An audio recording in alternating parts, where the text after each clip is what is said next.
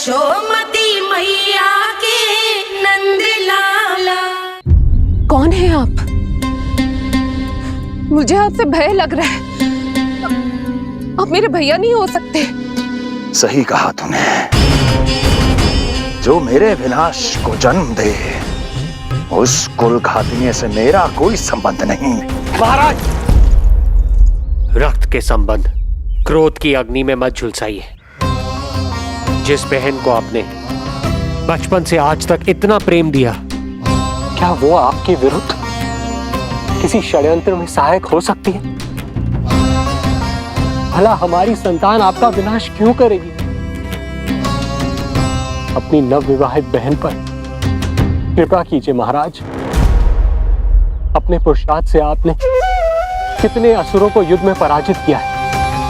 आज वो सब दरबारी बनकर आपकी सेवा करते हैं।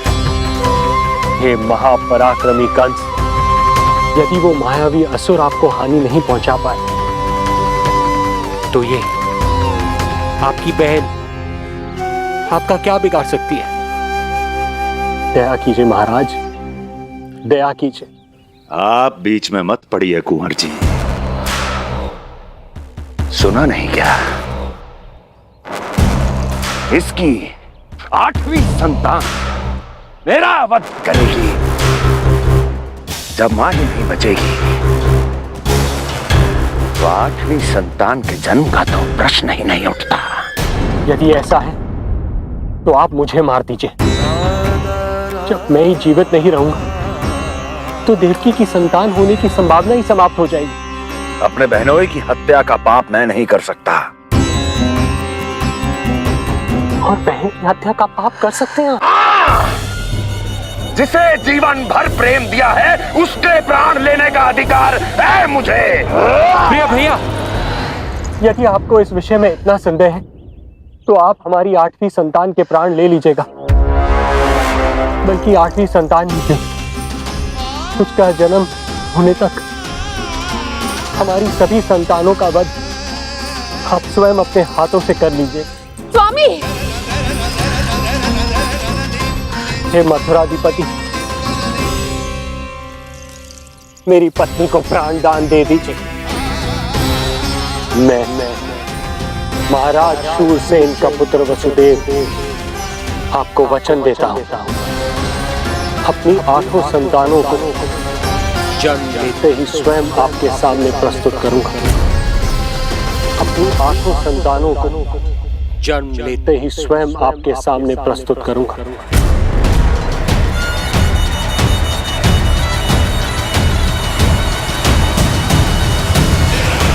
बधाई हो कुंवर जी। अपनी पत्नी के प्राण बचाने में आप सफल हुए, किंतु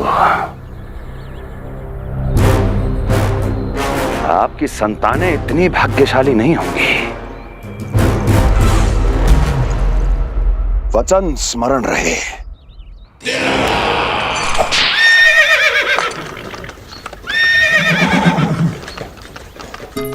इस तरह रक्त की प्यासी कंस की तलवार की छाया में देवकी और वसुदेव का वैवाहिक जीवन प्रारंभ हुआ। जब कंस की निर्ममता और वसुदेव के वचन का ये दुखद समाचार गोकुल पहुंचा तो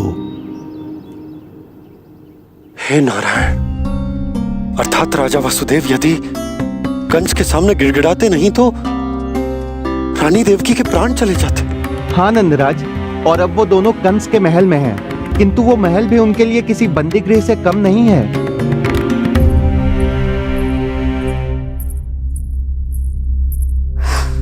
एक भाई अपनी बहन के साथ ऐसा करने की सोच भी कैसे सकता है? मेरा बस चले तो दुष्ट कंस को मटके में डाल के ऐसे घोट के रख दूं जैसे मलाई घोट के माखन निकाला जाता है।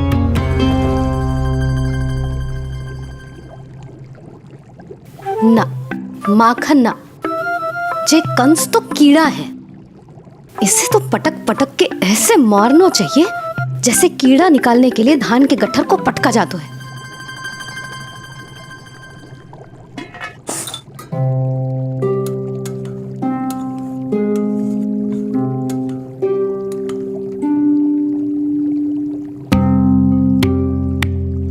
किंतु जब रोहिणी जिज्जी को पता चलेगा तो वो तो अपने आप को ही दोष देंगे, क्योंकि बालक ना होने के कारण उन्होंने ही वसुदेव जी को राजकुमारी देवकी के साथ दूसरा विवाह करने पर विवश किया था। हे ईश्वर, जिस सुख के लिए रोहिणी जिज्जी ने पत्नी जीवन का सबसे बड़ा त्याग किया था, जब उन्हें पता चलेगा कि वही सुख उस क्रूर कंस ने छीन के मटिया मेट कर दिया है, तो कितना कष्ट पहुंचेगा।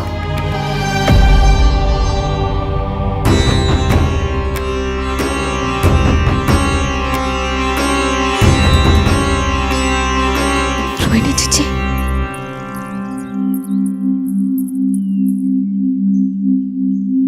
गोप नरेश, कृपया मुझे अपने भैया के पास ले चलिए। संकट के समय मुझे उनके साथ होना चाहिए। किंतु भाभी, पता चलो है वसुदेव भैया और देवकी भाभी कंस के महल में कड़े पहरे में रखे गए। पति पत्नी एक दूसरे का संबल होते हैं। कंस का पहरा कितना भी कष्टदायक क्यों ना हो, इस समय उन्हें और बहन देवकी को मेरी आवश्यकता है।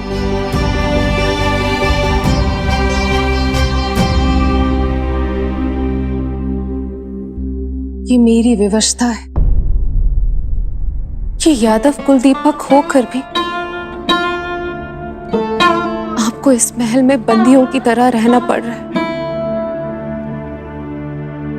और मैं कुछ कर भी नहीं पा रही। काश आपने मुझसे विवाह ही ना किया होता। तो क्या मैं अपने भाग्य से भाग पाता देवकी? पूर्व जन्म के कर्मों के फल स्वरूप जो हमारी नियति में लिखा है वो तो हमें भोगना ही है। श्री हरि क्या करते हैं, कब और क्यों करते हैं, ये दुख हमारे जीवन में किस उद्देश्य से आए हैं, इन रहस्यों का पता लगा पाना हम मानवों के लिए संभव नहीं है देवकी।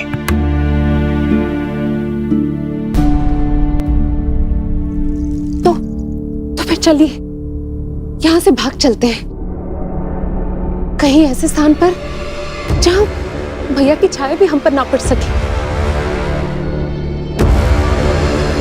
नहीं प्रिय, कंस के गुप्तचरों की दृष्टि हम पर अवश्य होगी, और मैं ऐसा कोई कार्य नहीं कर सकता जिससे तुम्हारे जीवन पर कोई संकट आए। और मैंने उन्हें अपनी सभी संतानों को सौंपने का वचन भी दिया है। अपना वचन मेरे लिए प्राणों से भी अधिक महत्वपूर्ण है देवकी।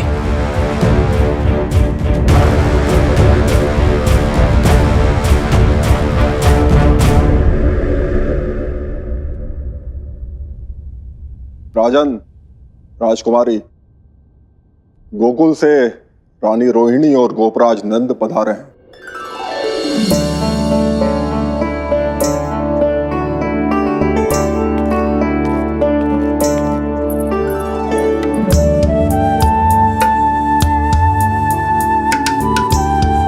स्वामी,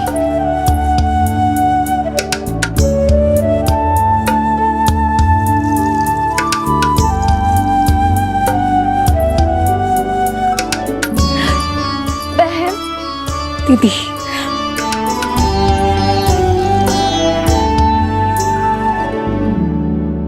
भाई नंद, जो आप हमारे लिए कर रहे हैं उसके लिए धन्यवाद शब्द बहुत छोटा है। मैं अपने भाग्य को स्वीकार कर चुका हूं। यदि यही श्री नारायण की इच्छा है तो यही सही।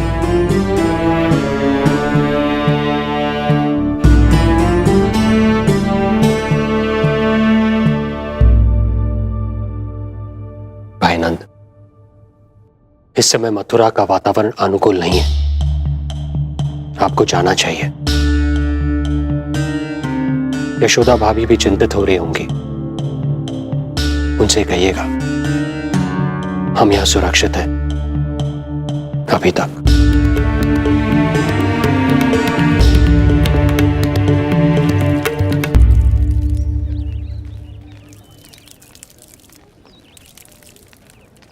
वसुदेव भैया का भाग्य पर भरोसा देख वे अपनी संतानों को कंस को अवश्य सौंपेंगे। हे ईश्वर, इतना कठोर वचन, जब इसे निभाने का कठिन समय आएगा तो कैसा अनुभव करेंगे वे? उनका हृदय तो चकनाचूर हो जाएगा।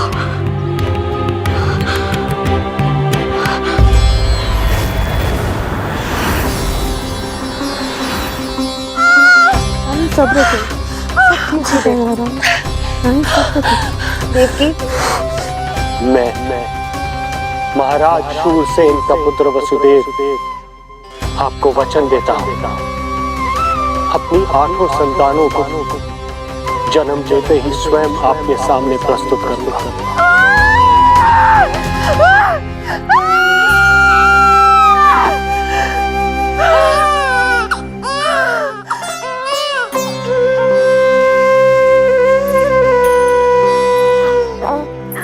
बधाई हो स्वामी, आपको पुत्र रत्न प्राप्त हुआ है।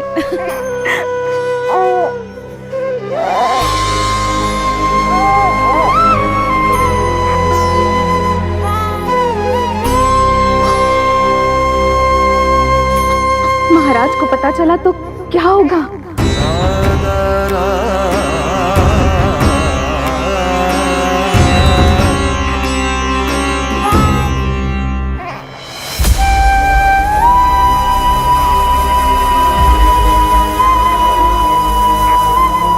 अपने पुत्र को इन हाथों में थामना। कितने वर्षों से इस पल की प्रतीक्षा कर रहा था मैं, और आज जब यह पल आया है, मेरी आंखों में दुख के आंसू हैं। एक पिता जब प्रथम बार अपनी संतान को गोद में उठाता है तो सबसे पहले यह सोचता है कि उसे क्या नाम दूं, उसका सुनहरा भविष्य कैसे सुनिश्चित करे।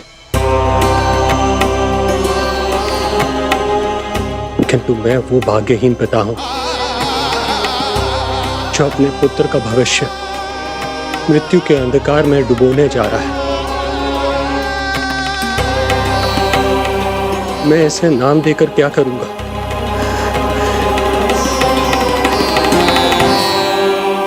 क्या आपके वचन का महत्व आपके पुत्र के प्राणों से अधिक है स्वामी?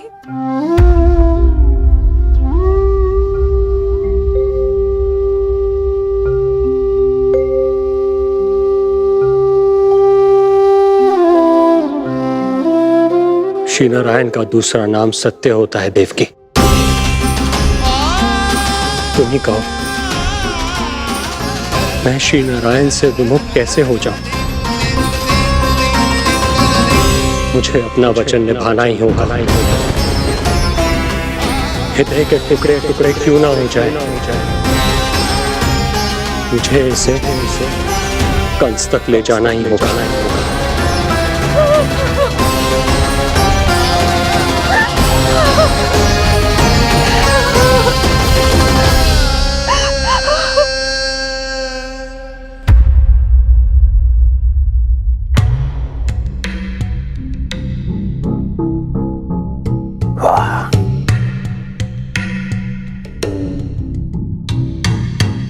इतना स्वादिष्ट भोजन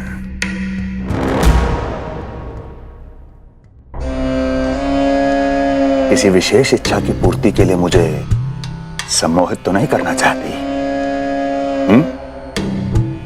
मुझे पति के रूप में प्राप्त कर तो चुकी हो, अब प्राप्त करने को क्या क्या बचा है प्राप्ति? मैं प्राप्ति नहीं, अस्थि हूँ स्वामी।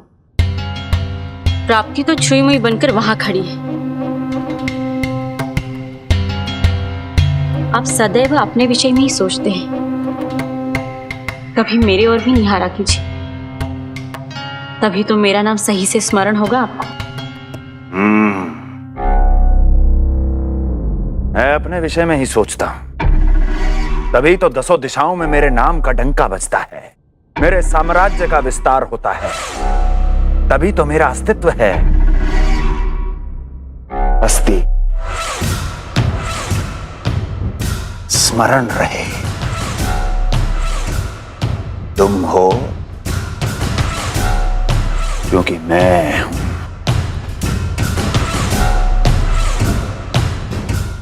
वन में यदि सिंह न हो तो उसके आश्रिति पर गीदड़ भी आक्रमण कर देते हैं। सिंह कभी अपने शत्रु को एक क्षण भी जीवित नहीं छोड़ता महाराज। आपने तो छोड़ दिया देवकी को। सिंह नहीं, आप वो गाय हैं जो अपनी कसाई से अथाह प्रेम करती है।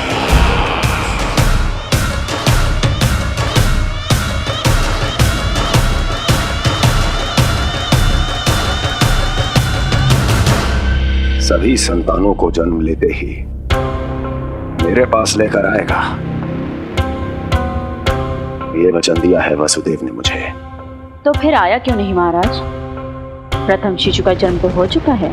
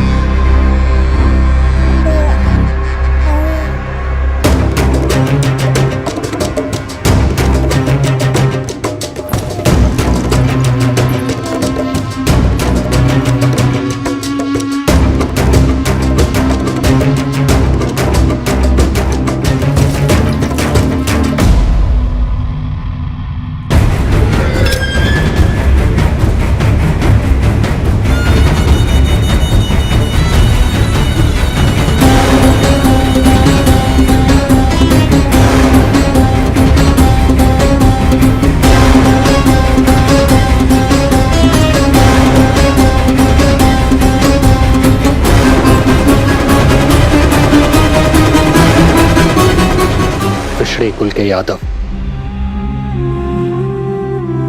अपना वचन मिथ्या नहीं होने देते महाराज।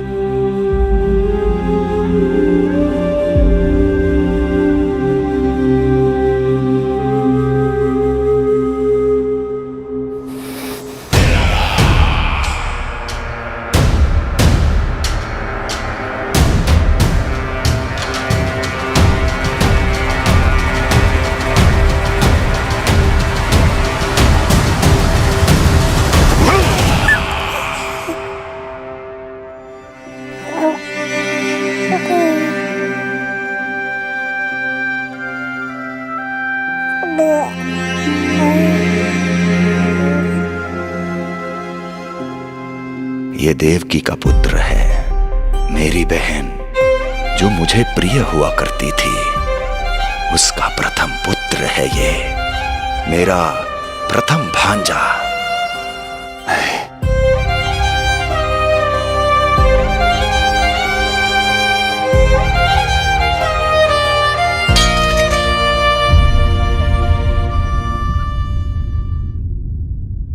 इसे वापस ले जाइए कुंवर जी।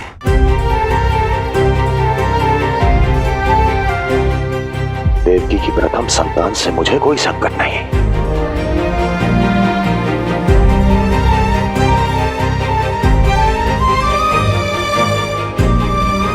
और आपको क्या लगता है कुंवर जी कि मैं कोई राक्षस हूं क्या?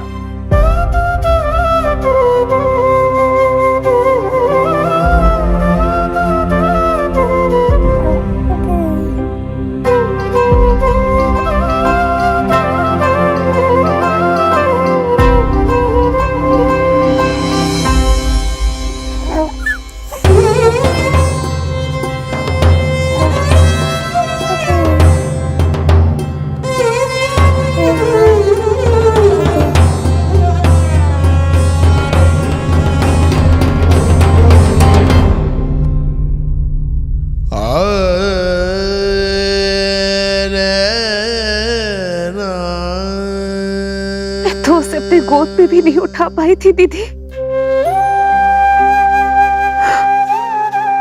उसका वो सुकुमार मुख मेरी स्मृति से जा ही नहीं रहा। वो मधुर रुदन अभी तक मेरे कानों में गूंज रहा है। मैं तुम्हारी पीड़ा का अनुमान लगा सकती हूँ देवकी। मैंने उसे जन्म नहीं दिया था, फिर भी मेरे कान अभी तक उसके रुदन की ध्वनि सुन रहे हैं। क्योंकि ये अपनी माओ को पुकार रहा है। तुम्हारे भैया ने हमारे पुत्र को प्राणदान दे दिया देवकी।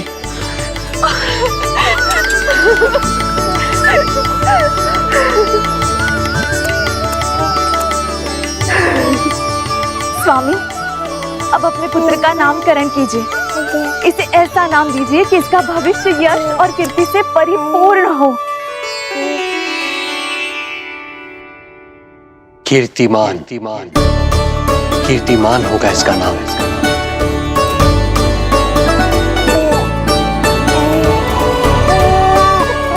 कीर्तिमान।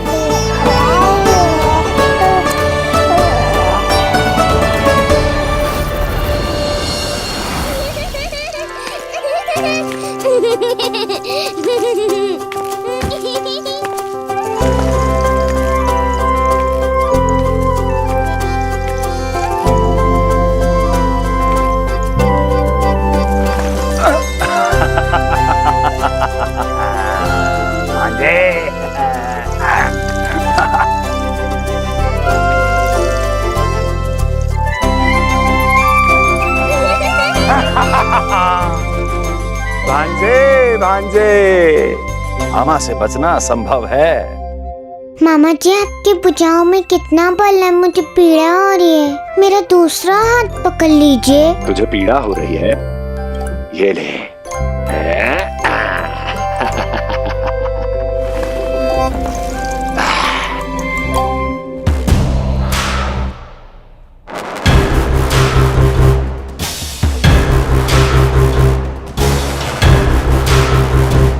नारायण नारायण।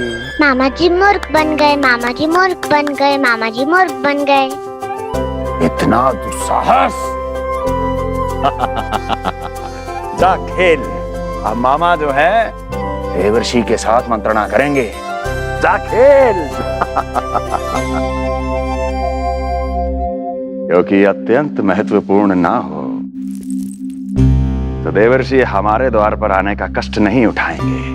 कहिए देवर्षि, कैसे आना हुआ? मैं तो बस आपको ये अद्भुत कमल पुष्प भेंट करने आया था महाराज। इसे देखते ही मुझे आपका स्मरण हुआ था। मानो ये मुझे पुकार कर कह रहा हो, मुझे महाराज कंस के पास ले चलिए। इसमें तो कुछ भी विशेष नहीं है देवर्षि। इसमें 8 पंखुड़ियां हैं महाराज, और 8वीं पंखुड़ी सबसे विशेष है। यदि विश्वास न हो तो आप स्वयं गिनकर देख लीजिए। आप मेरा उपहास कर रहे हैं देवर्षि। आप गिनिए तो सही महाराज। 1 2 3 4 5 6 7 8। क्या आप निश्चित रूप से कह सकते हैं कि यही 8वीं पंखुड़ी है? विचार कीजिए महाराज। क्या आप बिना किसी शंका के कह सकते हैं कि कौन सी पंखुड़ी पहली है और कौन सी 8वीं? क्या आप पूर्ण विश्वास के साथ कह सकते हैं कि कौन प्रथम है और कौन अंतिम? फिर चाहे वो पंखुड़ी हो या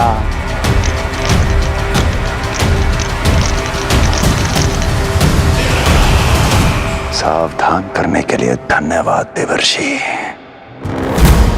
कंस के साथ धोखा करने वाले को अति भीषण दंड मिलेगा। भविष्य में ऐसी कल्पना मात्र से ही मेरे शत्रु भय से कांप उठेंगे। मथुरा नरेश, मैं तो मात्र पंखुड़ियों की बात कर रहा था। यदि आपने कुछ और समझ लिया है तो उसका उत्तरदायित्व मेरा नहीं है। नारायण नारायण।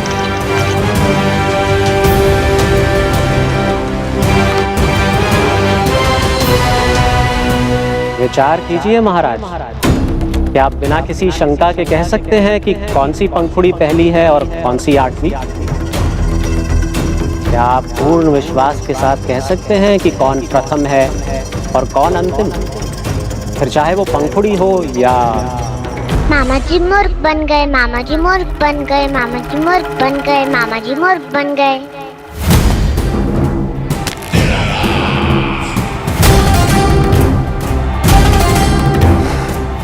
कंस को कोई मूर्ख नहीं बना सकता। कीर्तिमान। जी मामा जी। क्रोध काम लोभ मद मोह मत्सर, क्रोध काम लोभ मद मोह मत्सर, क्रोध काम लोभ। मामा जी मुझे दर्द हो रहा है।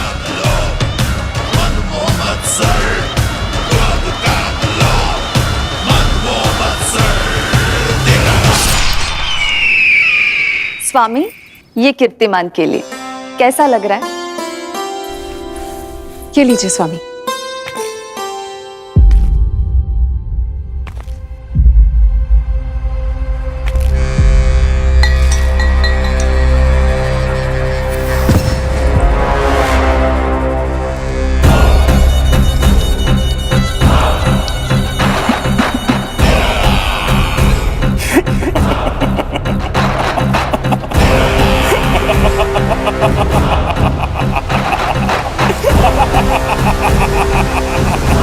नेत्रों के सामने अपनी संतान की हत्या होते हुए देखना कितना पीड़ादायक रहा होगा ये दृश्य।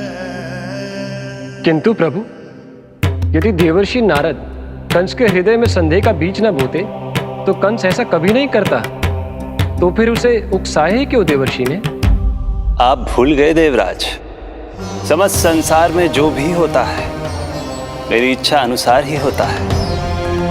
यही प्रश्न नारद ने भी मुझसे पूछा था।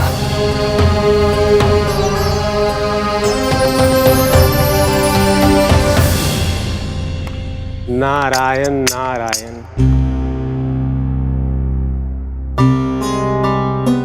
छोटे से बालक की इतनी निर्मम हत्या और माध्यम बना मैं। प्रभु, ये कैसी लीला है आपकी? अभी तो देवकी की 5 और संतानों की हत्या होना शेष है नारद। अब से कंस शिशुओं के जन्म लेते ही उनकी हत्या कर देगा। यदि जन्म के तुरंत बाद ही मृत्यु होनी है तो जन्म का लाभ ही क्या है प्रभु? यही विधि का विधान है नारद। कीर्तिमान और शेष 5 बच्चे श्रापग्रस्त हैं। जन्म के कर्मों के अनुसार अल्पायु होना उनकी नियति है। उनकी मृत्यु के बाद ही शेषनाग के अंश के रूप में बलराम और मेरे अंश के रूप में श्री कृष्ण का अवतार संभव होगा। नारायण नारायण।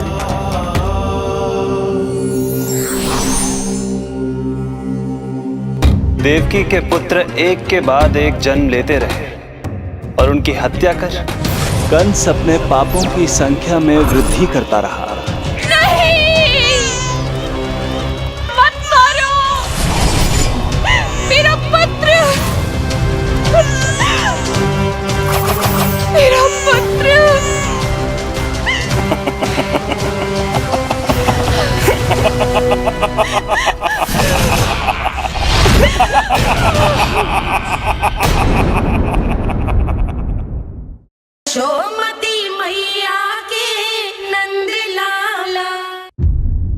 अब उसकी क्रूरता की कथा ऐसे मोड़ पर आ पहुंची जहां से वापसी असंभव है, क्योंकि अभी अभी उसने देवकी के छठे पुत्र का वध कर दिया है। हे प्रभु, कितना दुर्दांत है ये कंस। किंतु एक ही जन्म में एक साथ 2 माताओं का पुत्र बनने में उसने आपकी सहायता कैसे की प्रभु? उसके भय ने उससे ये कार्य सहज ही करवा दिया देवराज। जन्म लेते ही माता देवकी के सभी पुत्रों की हत्या कर उसने मुझे विवश कर दिया है। अब जीवित रहने के लिए मेरे अवतार को माता देवकी की कोख से जन्म लेने के तुरंत बाद मैया यशोदा के पास गोकुल जाना ही होगा। और इस प्रकार कंस के कारण एक ही जन्म में दो माताओं का पुत्र बनने का आपका वचन सत्य सिद्ध होगा।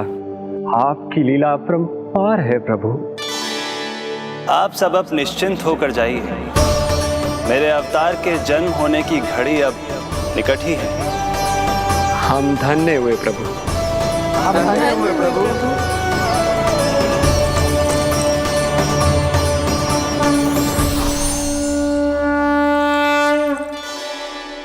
मुझे तो अभी से मैया यशोदा के साथ आपको खेलते हुए देखने की उत्सुकता हो रही है। उनकी प्रवृत्ति कितनी निराली है। क्रोध ना करूं तो क्या करूं? देखिए इसकी शैतानी, फिर चला गया सुलक्षणा के बगीचे में फूल खाने। और आपको तो पता है ना सुलक्षणा का, इतनी सी त्रुटि हो जाए पूरे गांव में बखान करने में कोई कमी ना रखती। और जे की अरे जब ग्वालिनों को पता चलेगा तो क्या कहेंगी? यही ना कि जसोदा अपने बच्चे को खाना ना देती, भूखा रखे है। सुनो जी, मैं तो कहती हूँ अब ब्याह करा देते इसका। अब वो ही ध्यान रखेगी इसका। केवल पत्नी सुधार सकती है तुझे। तुम इसके बारे में बात कर रही हो कि मेरे बारे में? नहीं, वैसे सारे गोकुल वाले यही कहते हैं कि हमारे घर पर तुम्हारा ही राज चलता है।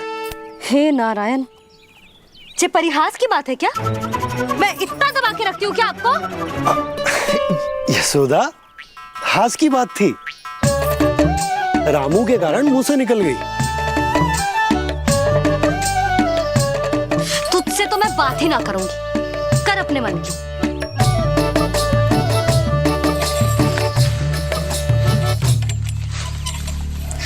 पता है तुझे कितना क्रोध आता है जब तू ऐसे बिना बताए घर से चला जाता है। प्रेम है जे मेरा, चिंता है मेरी। तुझे कुछ हो जाए तो अपना लल्ला माना है तुझे।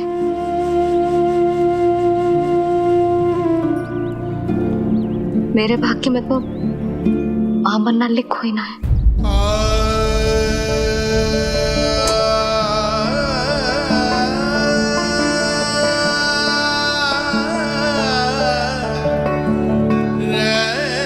यशोदा,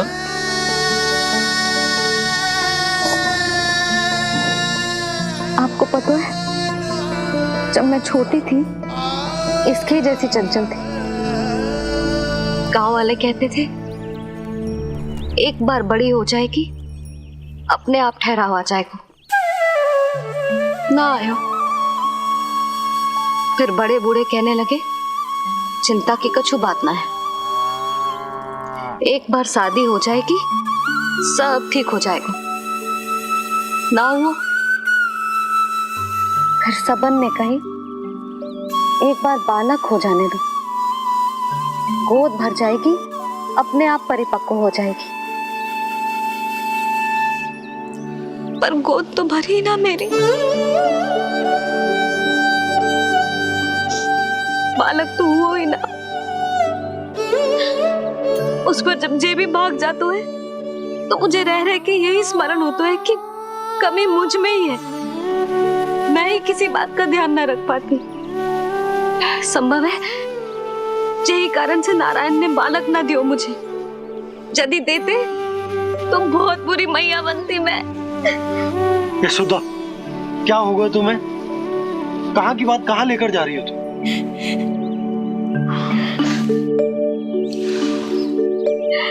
बालक अवश्य होगा हमें,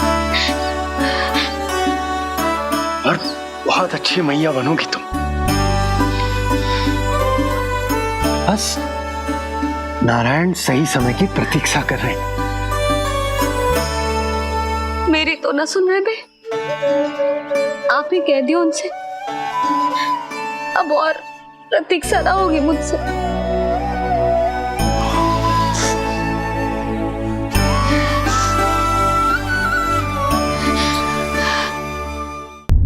प्रतीक्षा प्रतीक्षा तो अब मुझसे भी नहीं हो रही मैया। तो फिर मैया की इच्छा पूरी कीजिए प्रभु। जिस क्षण की प्रतीक्षा मुझे इतने वर्षों से थी, बस अब वो निकट है। किंतु प्रभु, आपको तो माता देवकी का 8वां पुत्र बनकर जन्म लेना है, तो फिर 7वां पुत्र? धीरज रखिए, धीरज।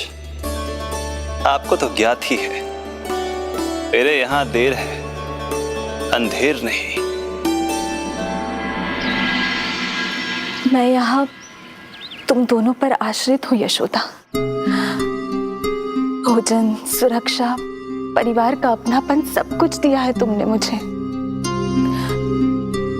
किंतु मेरा दुख मुझे एक क्षण भी चैन लेने नहीं देता। मेरे स्वामी और बहन देवकी कितने ही वर्षों से कंस की काल कोठरी में बंदी है। दिन रात नियति के शाप को सहन करने के अतिरिक्त और कोई उपाय नहीं है उनके पास। ऐसे में मैं सुख की सांस कैसे लूं? कीर्तिमान की हत्या के बाद मेरी सुरक्षा के लिए मेरे स्वामी ने मुझे यहाँ भिजवा दिया, चुपचाप। किंतु मेरा हृदय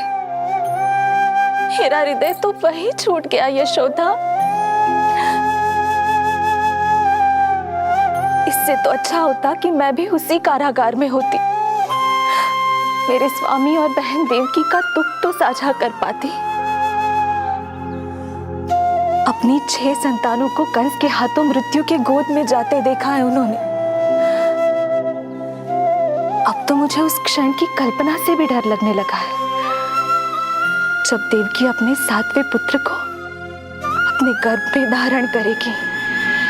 भय से भविष्य नहीं टलता, होनी होकर ही रहती है। समय बीता और देवकी के गर्भ में 7वें पुत्र का आगमन हुआ। क्या इसका भी भविष्य वही होगा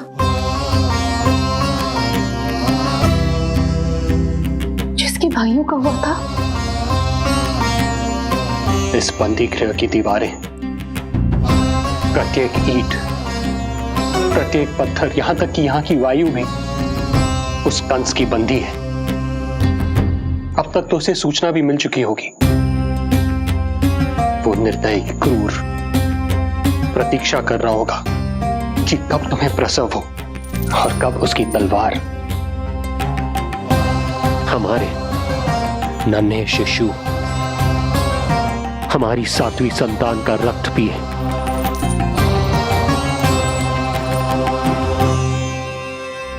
दुर्जन, तुम देवकी की कालकोठरी के बाहर स्वयं उपस्थित रहोगे, प्रत्येक पल 8वां प्रहर।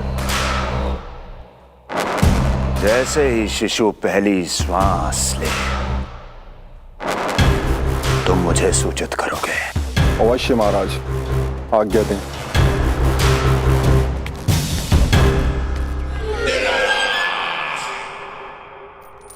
कुछ कीजिए स्वामी, कुछ कीजिए।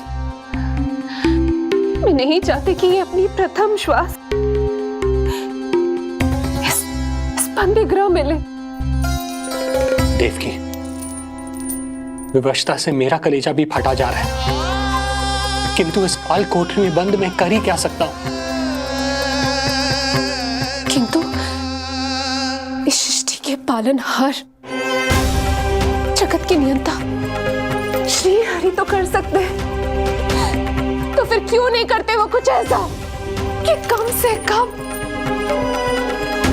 मेरी इस संतान का अंत उतना दुखद ना हो जैसा अन्य संतानों का हुआ था। क्यों नहीं करते वो कुछ? हरे क्यों नहीं करते? बताइए ना स्वामी, क्यों नहीं करते वो? क्यों नहीं करते? जो देवी भविष्य में मेरी मां बनने वाली है, उनकी करुणा भरी पुकार को मैं व्यर्थ कैसे जाने दे सकता हूं? कंस के राक्षस तत्व के अंत के लिए ऐसी माया की आवश्यकता है जो मेरी लीलाओं को क्रियान्वित भी कर दे और उसे भनक भी ना पड़े। ऐसी क्षमता और माया किसके पास है प्रभु?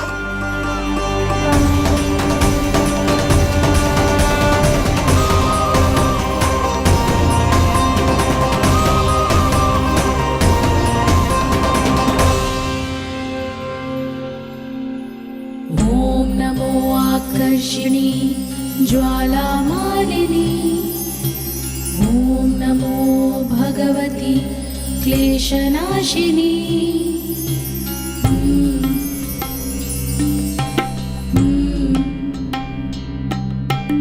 ओम नमो योगमाये सर्वमोहिनी। ओम नमो योगमाये सर्वर। आज्ञा दीजिए प्रभु। माता देवकी का गर्भपात करके उस संतान को रानी रोहिणी के गर्भ में स्थापित कीजिए देवी।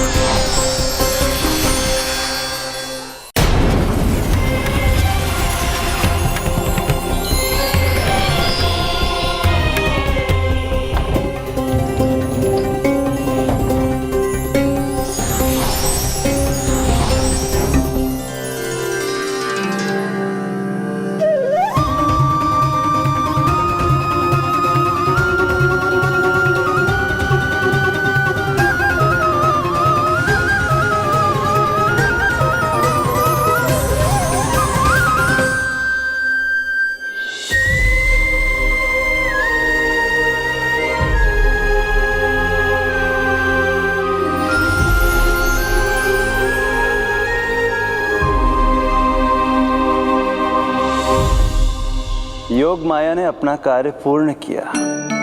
सुबह सूर्य की रश्मियां देवी रोहिणी को ऐसा संदेश सुनाएंगी जिसे सुनकर वो प्रसन्नता से झूम उठेंगी।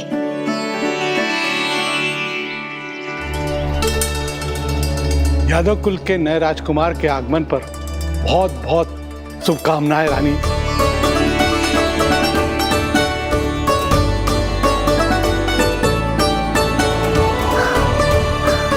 यशोदा, मैं माँ बनने वाली हूँ। यशोदा, सुना तुमने? चिच्ची, मैं माँ बनने वाली हूँ। मैं माँ बनने वाली हूँ यशोदा। मैं अरे संभाल के जीजी चिकार कर रही हो। बधाई हो चिच्ची, बधाई हो, बहुत बहुत बधाई हो।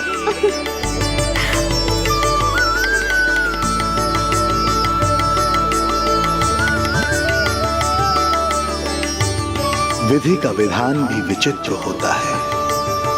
रोहिणी, जिनका ये पुत्र नहीं है, वो प्रसन्न है, किंतु देवकी, जिनका ये पुत्र है, वो व्याकुल है।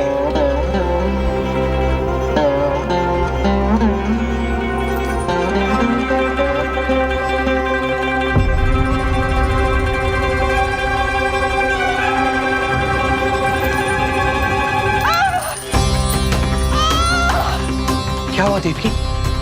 तुम ठीक तो हो? स्वामी, स्वामी मेरा पुत्र, स्वामी हमारा पुत्र चला गया। स्वामी, हमारा पुत्र चला गया।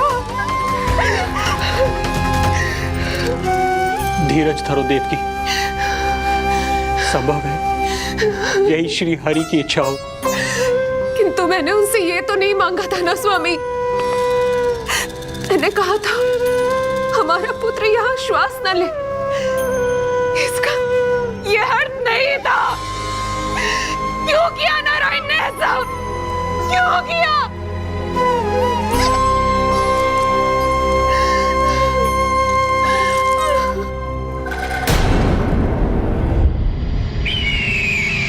तो ये सत्य है महाराज, राजकुमारी देवकी का गर्भपात हो गया है। बच गया वो शिशु। किंतु यदि मेरे हाथों उसकी मृत्यु होती तो अधिक कष्ट होता उसे। सुख में समय पंख लगाकर उड़ता है। शीघ्र ही रोहिणी के प्रसव का दिन आ पहुंचा और उसने एक स्वस्थ और सुंदर बालक को जन्म दिया।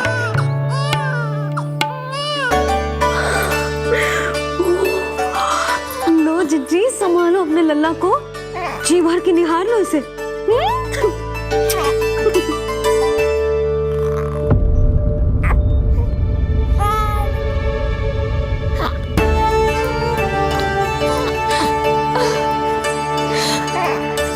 मेरा पुत्र राजकुमार।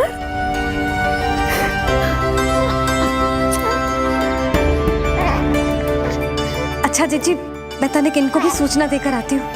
वसुदेव भैया तक भी तो जी शुभ समाचार पहुंचानो है। राजकुमार कौन है? हाँ, गोकुल का राजकुमार है। हाँ, गोकुल का राजकुमार है मेरा बच्चा। बल तो इतना है कि पूछो ही मत आप। एक बार उंगली पकड़ लेना तो उसके बाद छुड़ाना अत्यंत कठिन हो जाता है। और दृष्टि ऐसी कि एक बार में मन मोह ले। भगवान श्री राम की भांति सबको प्रसन्न रखतो है। बस तो फिर उसका नाम बल राम रखना।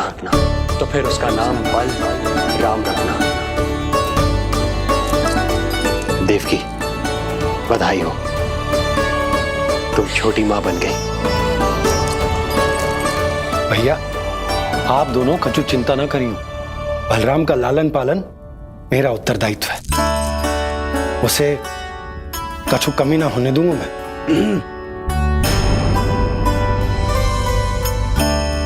मुझे चलना चाहिए।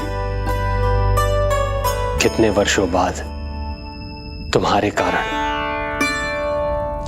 शुभ समाचार मिला है हमें। श्री नारायण हमेशा तुम पर कृपा बनाए रखे।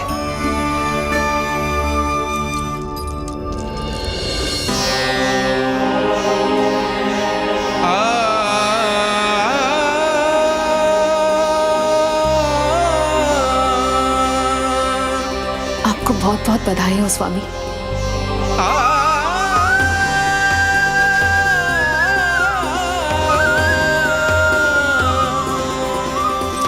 देवकी, क्या हुआ?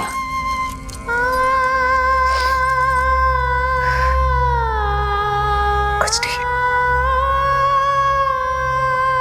रोहिणी दीदी ने आपको वो सुख दे दिया जो मैं कभी ना दे सकी। उन्होंने आपको संतान दे दी, किंतु मैं देवकी,